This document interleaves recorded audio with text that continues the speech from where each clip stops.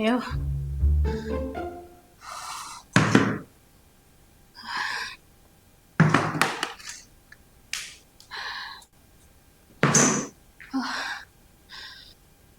ഇതിനേട്ടാ ഇതൊന്നും മേലെ കൊണ്ട് ഉണങ്ങാനിടാൻ സഹായിക്കോ? ഇതുവരെ കേറി വരുമ്പോഴത്തേക്കും മതിയേ. അത് നിനക്ക് താഴത്തിനിട്ട പോരെ, ഈ മേലേക്ക് തൂക്കി പിടിച്ച് കൊണ്ടുവരേണ്ട വല്ല കാര്യമുണ്ടോ? താഴെ എവിടെ ഇടാനാ? താഴെ അയലുണ്ടോ? ഇന്നലത്തെ തുണികളില്ലേ, അത് പകുതി ഉണങ്ങി ഇതൊക്കെ മതിലിട്ടുണ്ട്. അത്ര സ്ഥലമേ ഉള്ളൂ. പിന്നെ ചെറിയ വെയിലില്ലേ, മേലെ കൊണ്ടിട്ട് ഒന്ന് ഉണങ്ങി കിട്ടും. മുഴുവൻ ബെഡ്ഷീറ്റ് ഉണക്കിയ ഒന്ന് വരുമോ? പിന്നെ എനിക്ക് അതല്ലേ പണി. എടി ഇത്രയും തുണികൾ നിനക്ക് അലക്കാൻ പറ്റിയെങ്കിലേ മേലെ കൊണ്ട് ഇടാനും പറ്റൂല നിനക്ക്. വെറുതെ അവളെ കിന്നാരം കാണിച്ചോണ്ട് വരിക. ഇതിപ്പോ ഞാൻ ഇന്ന് ചെയ്തെന്നുണ്ടെങ്കിൽ നാളെ നിനക്ക് എന്നെ കൊണ്ട് തന്നെ ചെയ്യിപ്പിക്കാലോ. മടിയും പിടിച്ച് ഒരു പണിയില്ലാണ്ട് വീട്ടിലിരിക്കുക. ചെന്ന് കൊണ്ടിടുവാണേലേ എനിക്ക് പറ്റുന്നില്ല. ഇപ്പൊ ഞാനാ പണിയില്ലാണ്ട് വീട്ടിലിരിക്കുന്നത് അല്ലേ? ഒരു ചെറിയ സഹായം പോലും ചെയ്തു തരില്ല. അമ്മയാണെ അമ്മേന്റെ വഴിക്കിട്ടിട്ട് പോയി. നല്ല മഴ പെയ്യും ഇപ്പൊ. ഈ തുണികളൊക്കെ ഉണക്കാൻ ഇടാതിരുന്നാലോ എന്തിനു പറ്റും? വല്ലാത്തൊരവസ്ഥയാ. എന്റെ മോനത് കണ്ടിട്ടുണ്ടെങ്കിൽ അവൻ ചെയ്തു തരാം. കണ്ണുചോറില്ലാത്ത മനുഷ്യന്മാരായാലും എന്താ ചെയ്യും? തുണിയും കൂടെ മേലെ കൊണ്ട് ഇട്ട് കൊടുക്കാത്ത എന്റെ കുറവുള്ളൂ. പണിയൊന്നുമില്ല.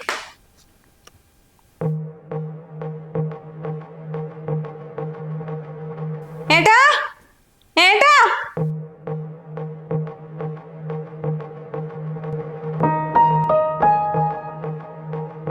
മോളെ വാ മോളെ. ഓ കുഞ്ഞെന്താ ഇവിടെ കിടന്ന് കരയുവാ? കാര്യമില്ലടാ. ഇതാ മരുന്ന്, 2000 രൂപേന്റെ മരുന്നാ. പിന്നെ scanning, doctor fees, blood test എന്നൊക്കെ പറഞ്ഞ് എത്ര രൂപയെന്നറിയോ? 16,000 രൂപേന്റെ അടുത്തായി.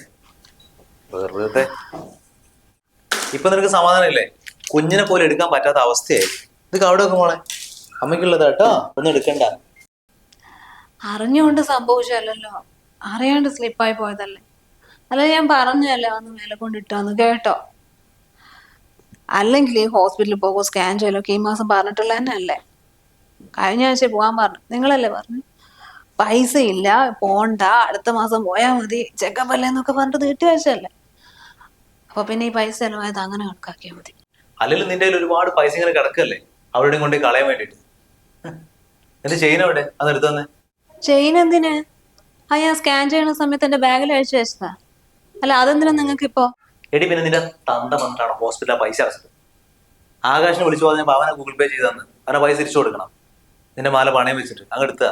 നിങ്ങൾ എന്തൊക്കെയാ പറയുന്നേ? 6000 രൂപയ്ക്ക് വേണ്ടി ചെയിന് കൊണ്ട് പണയം വെക്കണം? അതൊന്നും വേണ്ട. ഇനി എന്തൊക്കെ ആവശ്യങ്ങളുണ്ടോ വരാൻ, അതിന് വേണ്ടിട്ട് മാറ്റി വെച്ച് തന്നെയാ. അല്ലെങ്കിലും നിങ്ങൾ ആ ചെയിന് കൊണ്ടുപോയിട്ടുണ്ടെങ്കിൽ തിരിച്ചു കിട്ടലൊന്നും ഉണ്ടാവൂല. 3-4 ദിവസം പണിയെടുത്തിട്ടുണ്ടെങ്കിൽ കിട്ടാനുള്ള പൈസ ഇല്ലെങ്കിൽ പോയി പണിയെടുക്കുക കമ്പനി പോയിട്ട്. എന്നാ അവനോട് പറ കുറച്ച് ദിവസം കണ്ട് തരാന്ന്. അവൻ സമ്മതിക്കുകയൊക്കെ ചെയ്യും. അവൻ നിന്റെ ആംഗ്ലയാണല്ലോ. പെങ്ങൾക്ക് വയ്യ ഹോസ്പിറ്റലാന്ന് പറയുമ്പോഴത്തേന് ഓടി വന്നിട്ട് പൈസ തരാൻ. എടി നാട്ടുകാരെ ഇന്ന് പൈസ വേണമെങ്കിലേ കറക്റ്റ് സമയത്തിന് തിരിച്ചു കൊടുക്കണം. അല്ലെ പിന്നെ എന്തെങ്കിലും ആവശ്യമൊന്നും ആരും തരാനുണ്ടാവില്ല. അല്ലെങ്കിൽ പിന്നെ നിന്റെ വീട്ടിൽ നിന്ന് ഇവിടെ ആരെങ്കിലും വന്നിട്ട് പൈസ തരണം. അങ്ങനെ ഏതെങ്കിലും ഒന്നുണ്ടോ അവിടെ? എടി നീ അല്ലേ പറഞ്ഞ മോന്റെ സ്കൂൾ ഫീസ് അടയ്ക്കാനുണ്ട്, വീട്ടിൽ കുറെ സാധനങ്ങൾ വാങ്ങാണ്ട് ഒന്നും ഇവിടെ ഇല്ലാന്ന്. അപ്പൊ പിന്നെ പൈസ വേണ്ടേ? എവിടുന്ന് കിട്ടാനാ? നിന്റെ മാല പണയം വെച്ചിട്ട് ഒരു 10-20,000 രൂപയ്ക്ക് വെക്കുള്ളൂ. 2 മാസം കഴിഞ്ഞിട്ട് തിരിച്ചെടുത്ത് തരാം. നിങ്ങൾ എനിക്ക് തീരെ വിശ്വാസമില്ല. നിങ്ങൾ ഇങ്ങനെ തന്നെ എല്ലാ സാധനവും ഇവിടുന്ന് കൊണ്ടുപോകുന്നത്. ആ കുഞ്ഞിന്റെ കയ്യിലെ ചെറിയൊരു മോതിരല്ലേ ഉണ്ടായിരുന്നു, 1 ഗ്രാം പോലും ഇല്ലായിരുന്നു. അതുവരെ കൊണ്ടുപോയ ആളാ നിങ്ങൾ. ഇപ്പൊ കൊണ്ടുവരാന്ന് പറഞ്ഞിട്ട് പിന്നെ ഇതുവരെ അതിന്റെ അഡ്രസ് ഇല്ല. ഡെലിവറിന്റെ സമയത്ത് ഒരുപാട് ചെലവുകൾ ഉണ്ടാവും. അപ്പൊ നിങ്ങൾ എന്ത് ചെയ്യും? ഹോസ്പിറ്റലിൽ കിടക്കുമ്പോ ബില്ലെല്ലാം വരുന്ന സമയത്ത് നിന്റെ വീട്ടുകാരോട് പറ, അപ്പൊ തന്നെ പൈസ അടയ്ക്കാന്ന് പറഞ്ഞിട്ട് പറയൂ എന്നോട്. ആ ഗതി എനിക്ക് 2 പ്രാവശ്യം വന്നതാ. അത് ഇനിയും വരാതിരിക്കാൻ വേണ്ടിയിട്ടാ. എന്ത് പറഞ്ഞാലും ഞാൻ ആ ചെയിന് തരില്ല. 6000 രൂപയല്ലേ, എന്റെ കുഞ്ഞിന്റെ ഫീസിന് എന്തെങ്കിലും ചെയ്തോണം. ദയവ് ചെയ്ത് നിങ്ങൾ ആ മാല കൊണ്ടുപോകാൻ നിൽക്കല്ലേ. എടി ഡെലിവറി നാളെ മറ്റന്നാളൊന്നല്ലല്ലോ, 5-8 മാസം കഴിഞ്ഞിട്ടല്ലേ. അപ്പോഴത്തേനും എടുക്കാം നമുക്കത്. നിനക്കത് പറഞ്ഞാൽ മനസ്സിലാവുന്നില്ലേ? അല്ല ഞാനിതിനെ നിന്നോട് ചോദിക്കാൻ നിൽക്കുന്നത്, മര്യാദയ്ക്ക് ഞാൻ സംസാരിച്ചെന്നേ ഉള്ളൂ. നീ അവിടെ കിടന്നോ, ഞാൻ എടുത്തിട്ട് പോയിക്കോളാം. സ്കൂൾ ഫീസും അടയ്ക്കണം, വീട്ടിൽ കുറെ സാധനങ്ങൾ വാങ്ങണം, സ്വർണ്ണം ഇട്ട് നടക്കാം, പൈസ തരാൻ പറ്റില്ല എന്ന് പറഞ്ഞാല് ഇത് എവിടെ നടക്കുന്ന കാര്യം? ഞാൻ അവിടെ കിടന്നു, എനിക്കറിയാം എന്ത് ചെയ്യണമെന്ന്.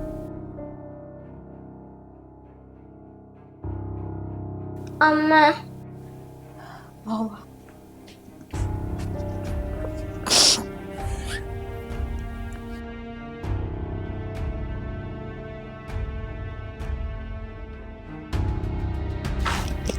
സ്കൂൾ ഫീസ് അടയ്ക്കാൻ പറ്റൂല. പറ്റും. സ്കൂൾ ഫീസ് അടയ്ക്കാട്ടോ. അമ്മ വാങ്ങി തരാം അച്ഛൻ്റെ പൈസ. ഉം?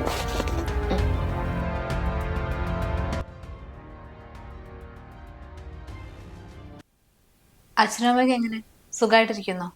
സുഖമായിട്ടിരിക്കുന്നു ചേച്ചി. ചേച്ചിക്ക് ഇടയ്ക്ക് അങ്ങോട്ട് വന്നൂടെ? വരണം, പക്ഷെ ഇപ്പോഴല്ല, സമയാകട്ടെ. ഞാൻ അന്ന് വന്നപ്പോൾ മക്കളുടെ കുറച്ച് ഫോട്ടോ എടുത്തിട്ടുണ്ടായിരുന്നില്ലേ? അച്ഛനും അതൊക്കെ നോക്കിയിരുന്ന് കരയുന്നത് കാണാം. പിന്നെ ഒരു വാശിപ്പുറത്ത് വരാണ്ടിരിക്കുന്നത് അവര്. ചേച്ചി മക്കളെയും കൂട്ടി ഒരു ദിവസം വന്ന് നോക്ക്, അപ്പം തീരും ഈ വാശിയൊക്കെ. ഞാൻ എന്നും ഓർക്കാറുണ്ട് അച്ഛനെയും അമ്മേനെയും നിന്നെയൊക്കെ. നമ്മളെല്ലാവരും കൂടി പണ്ട് ചിരിച്ചും കളിച്ചും നടന്നില്ലേ? അങ്ങനെയൊക്കെ വന്ന് നിൽക്കണം എന്നൊക്കെ ഉണ്ട്. പക്ഷേ ഞാൻ എങ്ങനെ അവരെ ഫേസ് ചെയ്യാൻ? ഒരുപാട് നാണം കെടുത്തിയിട്ടല്ലേ ഇങ്ങനൊരു കല്യാണത്തിലേക്ക് ഞാൻ ഇറങ്ങിയത്. ഒന്നാമത് എൻ്റെ കല്യാണം അച്ഛനെല്ലാം പറഞ്ഞ് ശരിയാക്കിയ സമയം. ആ സമയത്താണല്ലോ ഞങ്ങൾ ഈ ബന്ധത്തിനെ കുറിച്ച് ഞാൻ വീട്ടിൽ അവതരിപ്പിക്കുന്നത്. അത് കേട്ടതും അച്ഛനും ഷോക്കായി. പിന്നെ മനസ്സില്ലാ മനസ്സോടെയല്ലേ ഇതിന് സമ്മതിച്ചത്. അതിൽ അച്ഛനും അമ്മയ്ക്കൊക്കെ ഒരുപാട് വിഷമമുണ്ട്.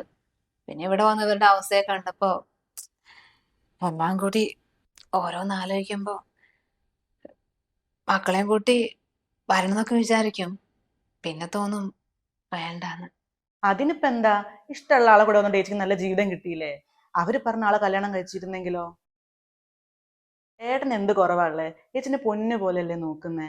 ഒന്നില്ലെങ്കിൽ ആ പൊട്ടിപ്പൊളിഞ്ഞ് വീട്ടിൽ കൊണ്ടുപോയില്ലല്ലോ. ചേച്ചിനെ ഈ വലിയ വീട്ടിലേക്കല്ലേ കല്യാണം കഴിഞ്ഞ് കൊണ്ടുവന്നേ? അച്ഛനമ്മയ്ക്കാണ് ഒന്നും മനസ്സിലാവാത്തെ. ചേച്ചി ഒന്ന് വന്ന് നോക്ക്, എന്നിട്ട് ഇതൊക്കെ ഒന്ന് പറയ്. അല്ല, നീ എന്താ പതിവില്ലാതെ? സാധാരണ ഇങ്ങോട്ടൊന്നും വരത്തില്ലല്ലോ.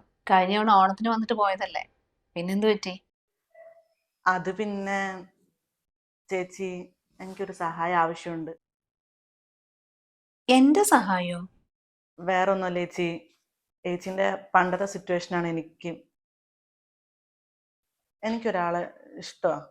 പക്ഷെ എനിക്ക് അത് അച്ഛനമ്മയോട് പറയാൻ ധൈര്യമില്ല. ചേച്ചി അതൊന്ന് വീട്ടിൽ വന്ന് അവതരിപ്പിക്കണം. ഇതിന്റെ ഇടയിൽ കാനഡയിൽ ഒരു എഞ്ചിനീയർ പ്രപ്പോസൽ വന്നിട്ടുണ്ട്. എനിക്ക് അതിന് താല്പര്യമില്ല. അച്ഛനമ്മയ്ക്കാണെങ്കിൽ അത് നടത്താനാ താല്പര്യം.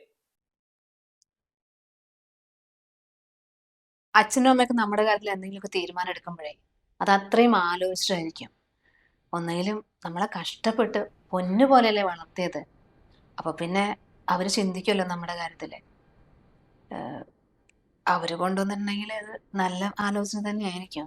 പിന്നെ നിനക്ക് അങ്ങനെ ഒരു ഇഷ്ടം ഉണ്ടെങ്കിൽ എന്താ, നേരിട്ട് അങ്ങോട്ട് പറഞ്ഞാൽ പോരെ? നല്ല ജോലിയും കാര്യമൊക്കെ ഇതിനേക്കാളും നല്ലതൊക്കെ ആണെങ്കിൽ പറയണേന് എന്താ? അതല്ലേ പ്രശ്നം, മൂപ്പർക്ക് ജോലിയൊന്നും ആയിട്ടില്ല. പിന്നെ കല്യാണം കഴിഞ്ഞിട്ട് ഞങ്ങൾക്ക് കുറച്ച് പ്ലാനൊക്കെ ഉണ്ട് പുറത്തു പോവാനൊക്കെ. എൻ്റെ ആണെങ്കിൽ കോഴ്സും കംപ്ലീറ്റ് ആയിട്ടില്ലല്ലോ. പിന്നെ അവരെ ബാക്ക്ഗ്രൗണ്ടും അത്ര ഓക്കെ അല്ല. അതിൻ്റെ ഇടയിൽ ഞാനിതെങ്ങാനും പോയി പറഞ്ഞാൽ എന്തായാലും അച്ഛനമ്മ സമ്മതിക്കില്ല. ചേച്ചി ആണെങ്കിൽ ഇപ്പം നല്ല സെറ്റപ്പിലല്ലേ നിൽക്കുന്നേ. അപ്പൊ ചേച്ചിയും ചേട്ടനും ഒന്ന് വന്ന് പറഞ്ഞു കഴിഞ്ഞാൽ എന്തായാലും അവര് കൺവിൻസ് ആവും. ആഹാ, അപ്പൊ അത് പറയാനല്ലേ വന്നത്? ഞാൻ വിചാരിച്ചു എന്നെ മക്കളെയൊക്കെ കാണാൻ വന്നായിരിക്കും. ഒരു മിനിറ്റ്. ഹേവോ, എന്താ? ഒന്നിങ്ങോട്ട് വാ മോനെ. ആ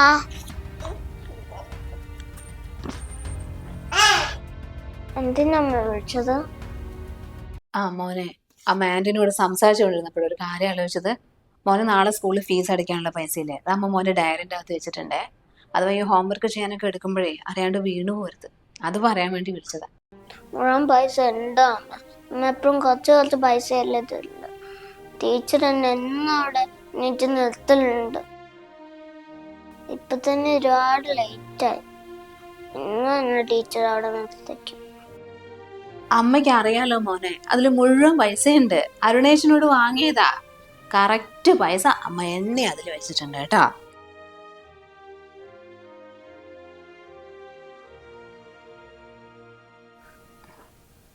ഇവിടെ അടുത്തൊരു വീടുണ്ടോ, അവിടെ എന്തോ കുടുംബക്ഷേത്രത്തിൽ ഉത്സവം നടക്കാൻ പോവാ. അപ്പൊ ഇനി 1-2 മാസം നല്ല തിരക്കായിരിക്കും. അപ്പൊ ഞാൻ പോയി ചോദിച്ചതാ, ചെറിയ അടിച്ചു വാരലും തുടക്കില്ല അങ്ങനത്തെ ഒക്കെ പണിയുണ്ടെങ്കിൽ എനിക്ക് തരുമോന്ന്. ദിവസം 500 അങ്ങനെ എന്തെങ്കിലും വെച്ച് തരും. മാസം ആകുമ്പോഴേക്കും ഒരു പൈസ ആവില്ലേ. മോന് ഫീസ് അടയ്ക്കാൻ പൈസ ഇല്ലാണ്ട് കുറേ ആയി കഷ്ടപ്പെടുന്നു. അപ്പൊ ഞാൻ ചേച്ചിനോട് കുറച്ച് പൈസ ഇങ്ങോട്ട് വാങ്ങി. നല്ലതാ, അവിടുത്തെ കഷ്ടപ്പാടൊക്കെ അറിയാം. അപ്പൊ പിന്നെ അത് മോറ്റെടുത്ത് കൊടുത്തു വിട്ടതാ. എത്രയെന്ന് വെച്ചിട്ടാ കുട്ടികളുടെ മുമ്പിൽ എങ്ങനെ എഴുന്നേപ്പിച്ച് നിർത്തുക? അവന്റെ സങ്കടം കാണുമ്പോഴേ. എന്റെ ഒരു ചെയിൻ ഉണ്ടായിരുന്നടോ, അത് വീട്ടിൽ നിന്ന് അച്ഛൻ തന്നു തന്നെയാ. ഇവരൊരു ചരടാണല്ലോ കെട്ടിയിട്ടുണ്ടായിരുന്നത്, ഒരു ചെറിയൊരു താലിയും. അപ്പൊ ഞാന് ആൾക്കാരുടെ മുമ്പിൽ മോശമല്ലേ, ബാക്കി സ്വർണ്ണമാണെങ്കിലും മുഴുവൻ എടുത്തിട്ട് വീടിന്റെ കാര്യത്തിനും എടുത്തു. അപ്പൊ പിന്നെ ആ ചെയിനിൽ ഞാൻ താലി കൊടുത്തിട്ടതാ, അത് മൂപ്പര് വാങ്ങിക്കൊണ്ടുപോയി. ചെറിയ ഹോസ്പിറ്റലിൽ ആവശ്യം ഉണ്ടായിരുന്നേ, അപ്പൊ ആ പൈസക്ക് വേണ്ടിയിട്ട് പണയം വെക്കാന്ന് പറഞ്ഞു കൊണ്ടുപോയതാ. അത് തന്നെ, പിന്നെ തിരിച്ചൊന്നും തന്നുമില്ല. എത്രക്ക് പണയം വെച്ചു ആർക്കും അറിയില്ല. 25,000 നോക്കിയാ പറഞ്ഞു. കുട്ടിന്റെ ഫീസും അടയ്ക്കാന്ന് പറഞ്ഞു. ചോദിച്ചിട്ട് പിന്നെ അതിനെ കുറിച്ചൊരു മിണ്ടലൊന്നുമില്ല. അല്ലെങ്കിൽ അങ്ങനെയാ, സ്വർണത്തിന്റെ തരിയോ പൈസ എന്തെങ്കിലും കണ്ടാല് ഇവിടെ എവിടെയും കാണൂല. ഒന്നാമത് അങ്ങനെ ഉണ്ടാക്കി ശീലമൊന്നും ഇല്ലല്ലോ, എപ്പോഴും ഇങ്ങനെ പണിക്കൊക്കെ പോവാണ്ടിരിക്കല്ലേ. പണ്ടൊക്കെ പണിക്ക് വേണ്ടി നടക്കുമ്പോഴേ, കല്യാണത്തിന് മുമ്പൊക്കെ എനിക്ക് ഭയങ്കര സഹതാപമൊക്കെ ആയിരുന്നു. അപ്പൊ ഇടയ്ക്കിടയ്ക്ക് എന്നെ കാണാൻ വരും. ബസ് സ്റ്റോപ്പിലൊക്കെ ഞാൻ കോളേജിലൊക്കെ പോണ സമയത്ത് എന്റെ പുറകെ വരും. ഞാൻ വിചാരിച്ചു സ്നേഹം കൊണ്ടാണ്, സ്നേഹമായിരുന്നു. അപ്പൊ എനിക്കും അതൊക്കെ അന്ന് വലിയ കാര്യമായിരുന്നു. പിന്നെ മൂപ്പർക്ക് അന്ന് പണിയൊന്നും ഇല്ല, എപ്പോഴും ഫ്രീ അല്ലേ. അപ്പൊ ഇങ്ങനെ കൂട്ടുകാരന്മാരോടൊക്കെ ചെറിയ ചെറിയ പൈസയൊക്കെ വാങ്ങി ഫോണൊക്കെ റീചാർജ് ചെയ്തിട്ട് എന്നെ വിളിക്കും. എപ്പോഴും വിളിക്കും, പഠിച്ചുകൊണ്ടിരിക്കുമ്പോഴും വിളിക്കും, കോളേജിൽ പോകുമ്പോഴും വിളിക്കും. അതൊക്കെ പിന്നെ ഞാൻ വിളിച്ചു അമിത സ്നേഹം കൊണ്ടായിരിക്കും. കല്യാണം കഴിഞ്ഞപ്പോഴല്ലേ അറിയുന്നത്. 5 പൈസ കയ്യിലില്ല, അന്നുമില്ല, ഇന്നുമില്ല, എന്നുമില്ല. മക്കളായപ്പോ എന്തായി? അവര് കൂടി കഷ്ടപ്പെടലായി. മര്യാദയ്ക്ക് ഭക്ഷണം കൊടുക്കാൻ പറ്റുന്നില്ല. നേട്ടന്റെ അമ്മ പെങ്ങളെ വീട്ടിൽ നിന്ന് എന്തെങ്കിലുമൊക്കെ കൊണ്ടുവരും, കുറച്ച് അരിയോ പച്ചക്കറിയോ. അതുകൊണ്ട് കുട്ടികൾക്ക് എന്തെങ്കിലുമൊക്കെ അങ്ങോട്ട് ആക്കി കൊടുക്കും. പിന്നെ വീട്ടുകാരോട് വലിയ കാര്യത്തിൽ പറഞ്ഞല്ലോ, ഏട്ടൻ പൊന്നുപോലും നോക്കും, പൈസ ഇല്ലാന്ന് പറഞ്ഞിട്ട് നിങ്ങൾ അങ്ങനെ ഇതൊന്നും ആക്കി കാണുമൊന്നും വേണ്ട, ഞങ്ങൾ ജീവിച്ച് കാണിച്ചു തരാം. നിങ്ങൾ കൊണ്ടുവന്ന ആലോചനക്കാളും വലിയ സംഭവമാണ് എൻ്റെ ഏട്ടൻ, സ്നേഹമാണ് വലുത് എന്നൊക്കെ പറഞ്ഞ് വന്നതല്ലേ. അത് കാരണം എനിക്കൊന്നും വന്ന് പറയാനും പറ്റില്ല. അവിടെ എങ്ങാനും വന്നിട്ടുണ്ടെങ്കിൽ നിങ്ങളൊക്കെ അറിഞ്ഞാലോ, അതെനിക്കൊരു നാണക്കേടല്ലേ. അതുകൊണ്ടൊക്കെ പിടിച്ചു നിൽക്കുന്നതാ. അങ്ങനെയൊക്കെ പോകുന്നു ഇവിടുത്തെ കാര്യങ്ങൾ. മോന് ഫീസ് കൊടുത്തില്ലെങ്കിലും മോശമല്ലേ. ഡോക്ടർ എന്നോട് ഇളകണ്ടാന്നൊക്കെയാ പറഞ്ഞു, ഫുൾ ടൈം കിടക്കണം എന്നൊക്കെ പറഞ്ഞു. മൂപ്പര് സഹായിക്കൊന്നുമില്ല, വെറുതെ എങ്ങനെ ഇരിക്കുകയൊക്കെ ചെയ്യും. ഇപ്പം കൂട്ടുകാരന്മാരോടൊപ്പം പൈസ കയ്യിലുണ്ടല്ലോ, കള്ളുടിക്കാൻ വേണ്ടി പോയിരിക്കുക. ഇനിയിപ്പോ ഏത് സമയം വരുന്ന ആർക്കറിയാം. അങ്ങനെയൊക്കെയാണ് ഇവിടുത്തെ കാര്യങ്ങൾ. അപ്പൊ പിന്നെ ഞാൻ വിചാരിച്ചൊത്തിരി പണിക്ക് പോവാന്ന്, എന്തെങ്കിലും ആയിക്കോട്ടെ, ദേഹനെങ്ങാണ്ട് ഞാൻ നോക്കിയാൽ മതിയല്ലോ. ഇല്ലെങ്കിൽ അടുത്ത കുട്ടി ജനിക്കാന്നൊക്കെ പറയുമ്പോ മനസ്സിന് ആദ്യ എങ്ങനെ ഇവരെയൊക്കെ നോക്കുന്ന എനിക്ക് ഒരെത്തും പിടിയും കിട്ടുന്നില്ല. പിന്നെ ഈ വീടിന്റെ കാര്യം, ഇത് പണയത്തിനെടുത്താണ്. അച്ഛനും അമ്മേന്റെ മുമ്പിൽ ഇങ്ങനെ വലിയ വീട്ടിലേക്കാണ് കൊണ്ടുവരുന്നത് കാണിക്കാൻ വേണ്ടിട്ട്. മുമ്പൊരായാലും 5 പൈസ ഇല്ലായിരുന്നു. എന്റെ സ്വർണം മുഴുവൻ വിറ്റു. 3.5 ലക്ഷം രൂപ ഞാൻ കണ്ടു. ബാക്കി പൈസ എന്ത് ചെയ്തെന്ന് എനിക്കറിയില്ല. ചോദിച്ചിട്ടൊന്നും പറഞ്ഞുമില്ലേ. ആ പൈസ കൊടുത്തിട്ട് പണയത്തിനെടുത്ത. അടുത്ത വർഷം കൂടി ഉണ്ട്. ഡെലിവറി കഴിഞ്ഞാൽ പിന്നെ ഇവിടെ നിന്ന് ഇറങ്ങേണ്ടി വരും. എങ്ങോട്ട് ഇറങ്ങാം? ഇനി ആ പൈസ കിട്ടി എന്ത് ചെയ്യും? എനിക്കൊന്നും അറിയില്ലടോ. ഇപ്പൊ ഞാൻ അടുക്കള പണിക്ക് പോവാന്ന് പറഞ്ഞിട്ട് ഇനിയിപ്പോ ഇത് സ്ഥിരാക്കേണ്ടി വരുന്ന അറിയില്ല. അന്ന് ഞാൻ എന്റെ കോഴ്സ് കംപ്ലീറ്റ് ചെയ്തില്ലല്ലോ. അത് വെച്ച് എനിക്ക് എന്ത് ജോലിയാ കിട്ടുക? നേട്ടന്റെ അമ്മയാണെങ്കിൽ കുട്ടികളെയും നോക്കില്ല. അപ്പൊ പിന്നെ ഞാൻ എന്ത് ചെയ്യും? അവരെ ആരെ ഏൽപ്പിച്ചിട്ട് പണിക്കോ? മൂപ്പരും നോക്കൂല. ആ കൂടി സത്യം പറഞ്ഞ അച്ഛനും അമ്മയും പറഞ്ഞത് അന്ന് കേട്ടാ മതിയായിരുന്നു ഇപ്പൊ തോന്നുക. അന്ന് അയാൾക്ക് നല്ല ജോലിയൊക്കെ ഉണ്ടായിരുന്നു, എനിക്കും പഠിക്കാനൊക്കെ പറ്റുമായിരുന്നു. 2 വർഷം കഴിഞ്ഞിട്ട് മതി കല്യാണം, എൻഗേജ്മെന്റ് കഴിഞ്ഞാൽ മതി എന്നൊക്കെയല്ലേ അവര് പറഞ്ഞത്. പക്ഷെ ഞാൻ അതൊന്നും കേട്ടില്ലല്ലോ. ഇപ്പൊ എനിക്ക് എന്താ ചെയ്യാന്ന് മനസ്സിലാവുന്നില്ല. നിന്റെ കല്യാണമൊക്കെ കഴിഞ്ഞിട്ട് മക്കളെയും കൂട്ടിയിട്ട് അവിടെ വന്ന് അവിടെ തന്നെ നിന്നാ മതിയെന്ന് ചിലപ്പൊക്കെ വിചാരിക്കൂ. അല്ലേ തോന്നുന്നു ഈ ജീവിതം അങ്ങോട്ട് വേണ്ടാന്ന് വെച്ചാലോ. കുട്ടികളെ ആലോചിക്കുമ്പോ അതിനും പറ്റണില്ലേ. എന്താ ചെയ്യാ? ഇവർക്ക് പിന്നെ ശീല, പണ്ടും ജോലിക്ക് പോകുന്നില്ല, ഇപ്പോഴും പോകുന്നില്ല. എന്തെങ്കിലുമൊക്കെ മതി ഇവർക്ക് അങ്ങോട്ട് മുന്നോട്ട് പോകാൻ. പിന്നെ വെച്ച് വിളമ്പി കൊടുക്കാൻ നമ്മളും ഉണ്ടല്ലോ. അപ്പൊ ഈ വീട് നിങ്ങളുടെ സ്വന്തമല്ലേ? അതെങ്ങനെ സാധിക്കാനാടോ? മൂപ്പർക്ക് വല്ല ലോട്ടറി അടിക്കണം ഇതുപോലത്തെ ഒരു വീടൊക്കെ ഉണ്ടാക്കാൻ. കല്യാണം കഴിയുന്നത് വരെ ജോലിക്കൊന്നും പോയിട്ടില്ലല്ലോ. 33-ാമത്തെ വയസ്സിലായിരുന്നോ എന്റെ കഴുത്തിൽ താലി കിട്ടിയത്. പിന്നെ എനിക്കും ജോലിയൊന്നും ഇല്ലായിരുന്നു. 2 പേരുടെ കയ്യിലും 5 പൈസ ഇല്ല. പിന്നെ അച്ഛൻ സ്വർണം തന്നിട്ടുണ്ടായിരുന്നല്ലോ, അതുകൊണ്ട് ഇങ്ങനെയൊക്കെ പോകുന്നു. ഭാഗ്യത്തിന് എന്തോ ഒളിച്ചോടാനൊന്നും തോന്നിയില്ല. അങ്ങനെയും ചെയ്തിരുന്നെങ്കിൽ ഇപ്പൊ തെരുവിലേക്ക് ഇറങ്ങിയേനെ. ഇങ്ങനെയൊക്കെ കഷ്ടപ്പെടുമ്പോഴേ ഒരുപാട് ആൾക്കാർ പറയുന്ന കേട്ടിട്ടുണ്ട്, എൻ്റെ തലവിധി, ഇതൊക്കെ ഞാൻ അനുഭവിക്കണം, അതുകൊണ്ട് സംഭവിക്കണമായിരിക്കുന്നത്. പക്ഷെ എൻ്റെ കാര്യത്തിൽ അങ്ങനെയല്ല. ഇത് ഞാൻ വരുത്തി വെച്ചതാ. ഇനി എനിക്ക് മാറ്റാനും പറ്റില്ലല്ലോ. അല്ല, ഞാൻ എൻ്റെ ഓരോരോ കാര്യങ്ങൾ പറഞ്ഞിട്ട് നീ വന്ന കാര്യം ഞാനത് മറന്നു. ചായ എടുക്കട്ടെ കുടിക്കാൻ? വേണ്ട ചേച്ചി, എനിക്ക് ചായ ഒന്നും വേണ്ട. ചേച്ചി തൽക്കാലം ഇത് വീട്ടിൽ പറയണ്ട. എനിക്ക് ഒന്നും കൂടെ ഒന്ന് ആലോചിക്കണം. ഞാനും ചേച്ചിനെ പോലെ എടുത്ത് ചാടിക്കഴിഞ്ഞാൽ പിന്നെ ലൈഫ് ലോങ് ഞാനിത് അനുഭവിക്കേണ്ടി വരും. ജീവിതം വെച്ചുള്ള കളിയാ. എന്തെങ്കിലും തെറ്റായ തീരുമാനം എടുത്താലേ പിന്നെ തിരിച്ചു വരാൻ പറ്റത്തില്ല. തൽക്കാലം ചേച്ചി ഇക്കാര്യം വീട്ടിൽ പറയണ്ട. കല്യാണം അല്ലല്ലോ പ്രധാനം. എന്നാ ഞാൻ ഇറങ്ങട്ടെ ചേച്ചി.